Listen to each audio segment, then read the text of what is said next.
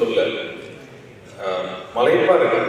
நம்ம சரித்திரத்திலையும் ஹிஸ்டரியிலையும் அந்த மாதிரி மக்கள் இருப்பாங்கன்னு படிச்சிருக்கோம். அப்படி உண்மையாவே நம்ம கூட வாழ்ந்த ஒருத்தர் கேப்டன் அவர்கள் நினைக்கும் போது அவ்வளோ சந்தோஷமா இருக்கு, அவ்வளோ பெருமையா இருக்கு.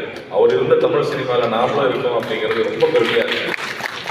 இங்க நடிகர்கள் எப்படி நடந்துக்கணும், எப்படி அன்பா இருக்கணும் அப்படின்னு அவர் வாழ்ந்து காமிச்சது வந்து இப்போ இனிமே நாங்க வாழ்ற வாழ்க்கைக்கு ஒரு மிகப்பெரிய முன்னுதாரணமா நான் எடுத்துக்கிறேன். ஒவ்வொரு விஷயம் பண்ணும் போதும் அவர் மனசுல நினைச்சிட்டு பண்ணணும்னு ஆசைப்படுறேன். ஒரு மனிதன் முற்றும் அன்போட எந்த ஒரு பாகுபாடு பார்க்காம பணத்து மேல பெரிய ஆசை இல்லாம நல்லவனாவே இருந்தா இந்த சமுதாயம் மதிக்குமா அப்படின்னா இந்த சமுதாயம் மதிக்காதுன்னு நம்ம கேள்விப்பட்டிருக்கோம்.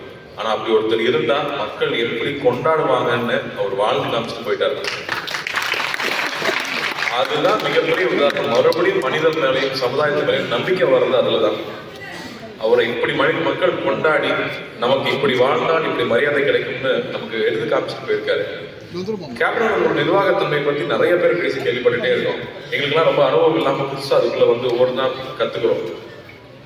ஒரு நிகழ்ச்சி நடத்தினா எப்படி ஃபுட் ஆர்கனைஸ் பண்றது, எப்படி அவங்க நல்லபடியாக ரூம்ல கொண்டு போய் சேர்க்கறது, நல்லபடியாக அவங்க ஃபிளைட் எடுத்து திருப்பி அனுப்புறது, இந்த 2 ஷோ பண்ணும்போது ஒவ்வொரு நாளும் கேப்டன் அவர்களுடைய எப்படி கவனிச்சுட்டாருன்னு வந்த ஆர்டிஸ்ட்லாம் சொல்லிட்டே இருப்பாங்க. அப்போ நம்ம இன்னும் பெட்டரா பண்ணணும், கேப்டன் அளவுக்கு பண்ணணும்னு எங்களுக்கு ஒரு பெரிய ஒரு பெஞ்ச் மார்க் அவர் செட் பண்ணிட்டாரு. கேப்டன் அவர்கள் இதுக்கு எங்களுக்கு ஒரு செட் பண்ணி பெஞ்ச் மார்க்கை மீட் பண்றதுக்கு நாங்கள் இன்னும் நிறைய உழைக்கணும்னு எனக்கு தெரியுது. இங்க எல்லாருமே ஒன்று சேர்ந்து ஒரு நல்ல அன்போடு எல்லாரும் பேசுறது அவருடைய ஆசீர்வாதம் நினைக்கிறேன். அவர் ஆசீர்வாதத்தை சீக்கிரம் கட்ட முடியும்னு நான் நம்புறேன்.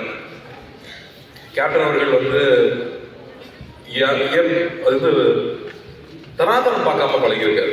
இங்க இருக்கிற ஒரு சின்ன ஆட்கள் இருந்து பெரியவங்க வரைக்கும் அவரை பத்தி நல்லது மட்டுமே சொல்றாங்க. ஒரு ரூம்ல உட்கார்ந்து இருந்தாங்கன்னா அங்க அவரும் தரையில உட்காந்துருப்பாரு, கூட டைரக்டர் ப்ரொடியூசர் உட்காந்துருப்பாரு, அசிஸ்டன்ஸ் உட்காந்துருப்பாங்க. எல்லாரும் ஒரே தரத்துல உட்கார வச்சு பாக்குறது என்ன நான் நினைச்சு கூட பார்க்க முடியல. அப்படி ஒருத்தர் இருந்திருக்க முடியுமாங்கிறது அது ஒரு பெரிய உதாரணமா நான் எடுத்துக்கிறேன். அவர் வாழ்ந்த வாழ்க்கையை இருந்து பார்க்கும்போது ஒரு தடவை இவெண்ட் முடிச்சுட்டு ட்ரெயின்ல திரும்பி வந்துட்டு இருக்காங்க. மதுரையில இருந்து வந்ததுக்கு அப்புறம் தான் தெரிஞ்சிருக்கு யாருமே சாப்பிடலன்னு. ட்ரெயினை நிப்பாட்டுன்னு சொல்லி நிப்பாட்டி ½ அன் ஹவர்ல எல்லாருக்கும் பரோட்டா இருந்து பிரியாணி வந்திருக்கு.